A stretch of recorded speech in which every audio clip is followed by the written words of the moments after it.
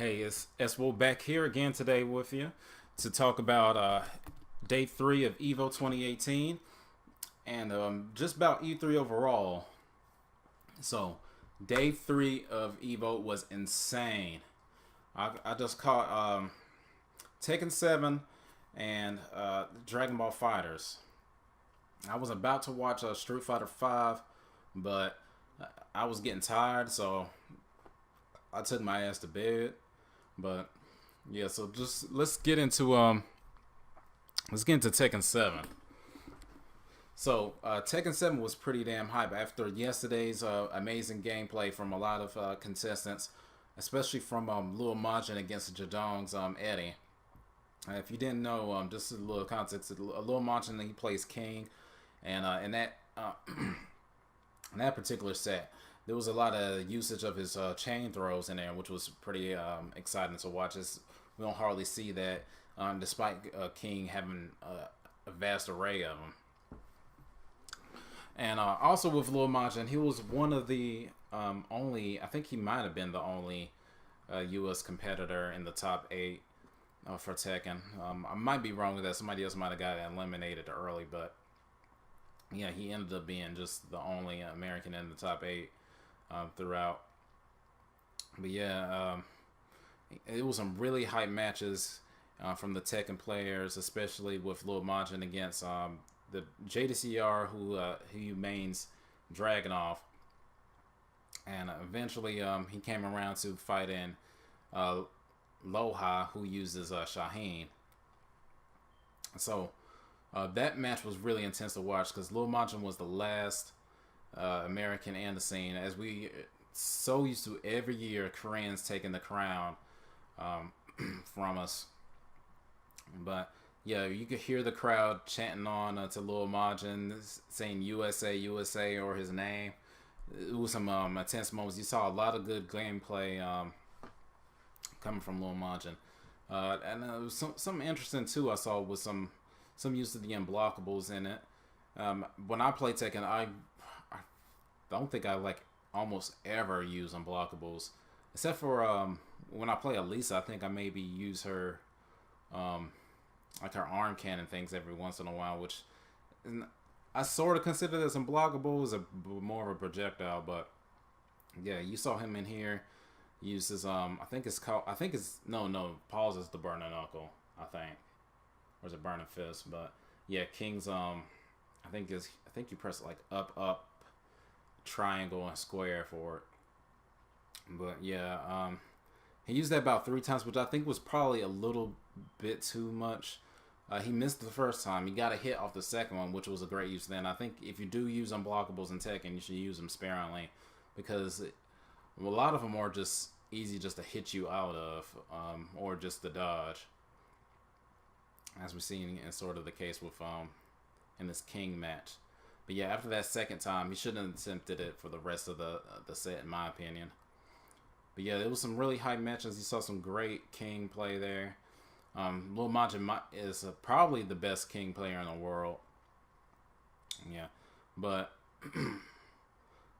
yeah, he ultimately lost this match, which really crushed me. And watching the grand finals with Loha, it wasn't as exciting, honestly, because I was so let down that Lil Majin didn't win.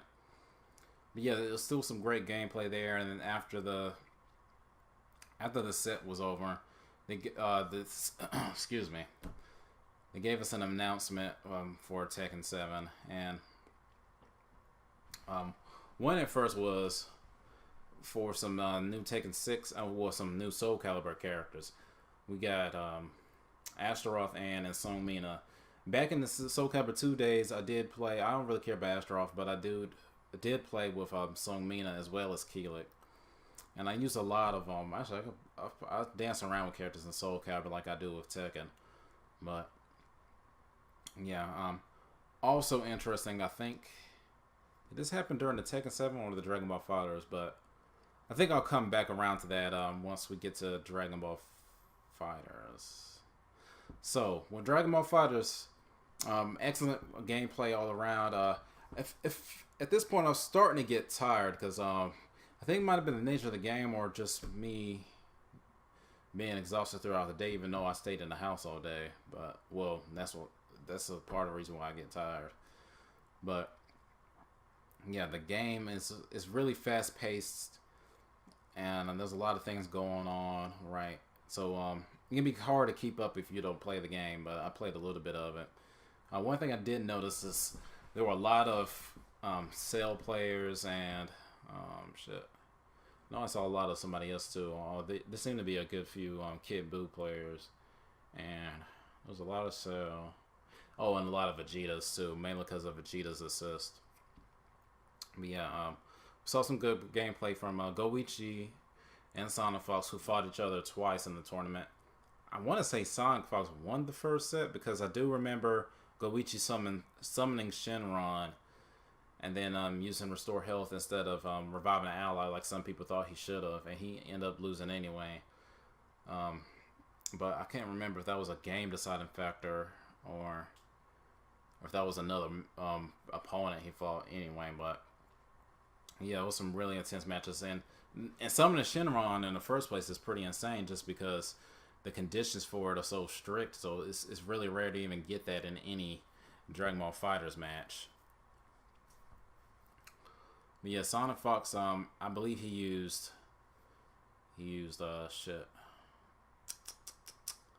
I think he used, I know he used Merge Zamasu. And fuck, I don't know why I fucking forgot.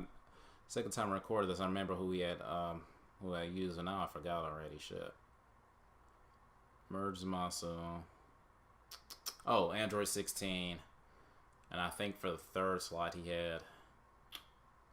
either had Vegeta or Cell. I can't remember which.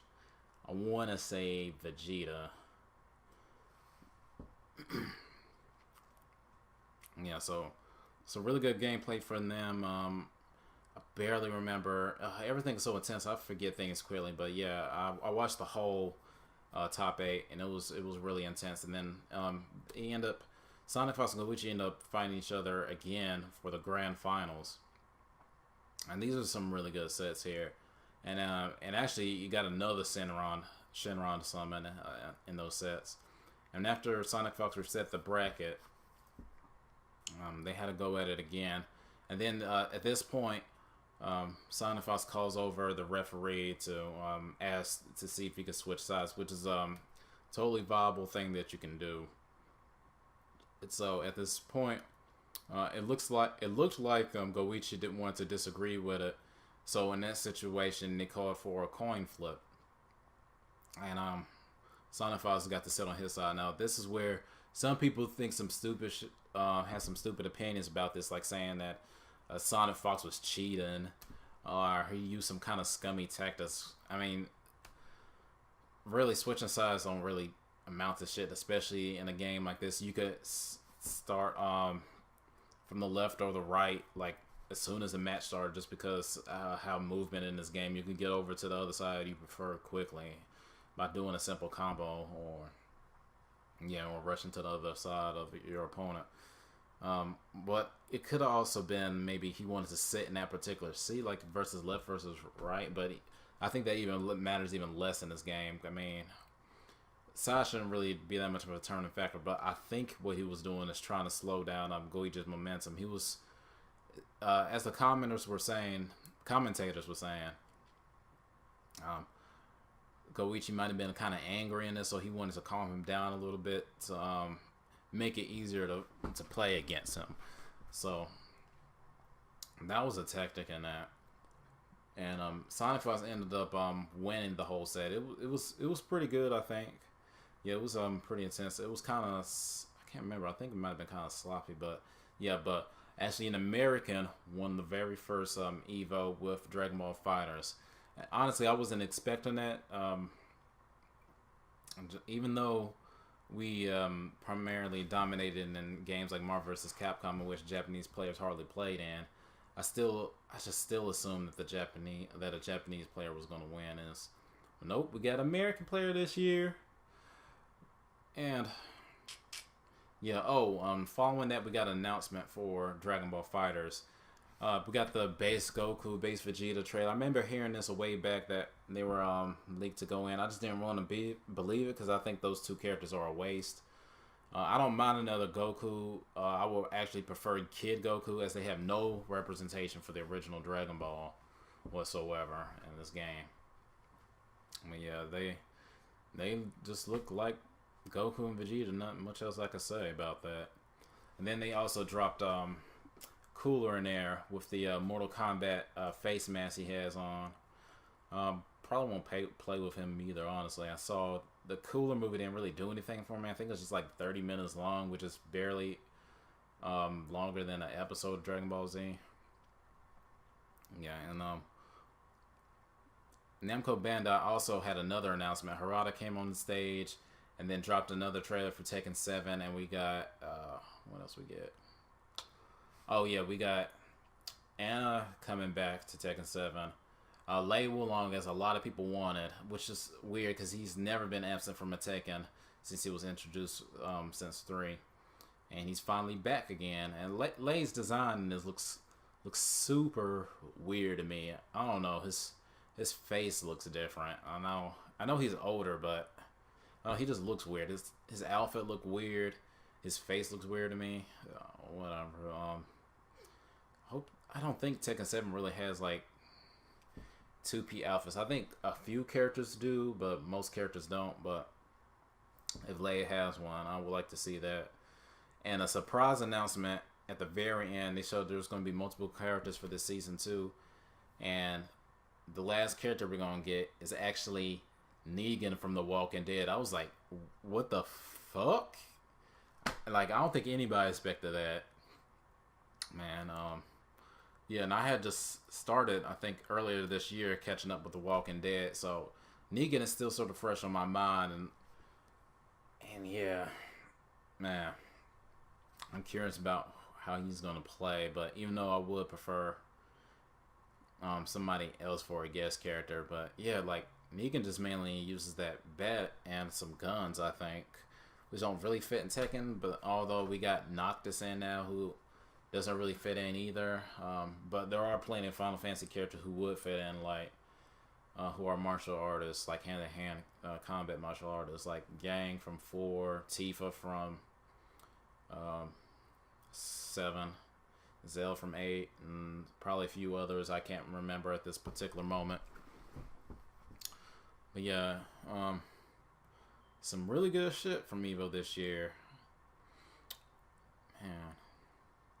Oh, and talk about some of the stuff I caught up on, because I did go back and watch some of the previous stuff that I missed from day 2. I ain't watch anything from day 1 that I missed. So there was a Soul Calibur 2 tournament on day 2. I think somebody named LDCR took it. He used Ivy. Ivy really looks good in this game. I started not liking Ivy since Soul Calibur 3. It's like they took away a lot of her moves going from 2 to 3, but she looks really good in this game. Yeah, because I always felt that in like 3 and 5, because I only played Soul Calibur 1, 2, 3, and 5, and I barely remember 1. But yeah, I remember her feeling kind of awkward to play as in 3 and 5, but she looks really good in this. And Keelik, there was a killer player called Party Wolf who did pretty good as well. He switched to Grow. I don't care for Grow at all, but yeah, Keelik looks pretty decent in this game. And Song Mina did. So Mina looked pretty good earlier too as well. I'm really excited about Soul Calibur 6. I'll probably pick that up when that comes out this October. And let's see, I watched a few other matches I caught up on. I went back and watched a little bit of the top 8 of Street Fighter 5. I think I just watched one match. I'm still kind of tired, actually. I don't think later on today I might watch the rest of it, even though I really don't care all that much about it. But it was good to see some American players making it to the top 8s this year, and some women even making it to the top 16. As I mentioned, there were a lot more women in EVO this year compared to other years, and in the fighting game community. Yeah, it was not like that at all when I started back in 2009. But yeah, some really good stuff this year. And I might make a fourth video with some of clips of my favorite parts of this year's EVO. But yeah, so just hit the like button and subscribe to my channel. Hit that notification bell because YouTube be tripping about updating you on your subscriptions. And I'll see y'all next time.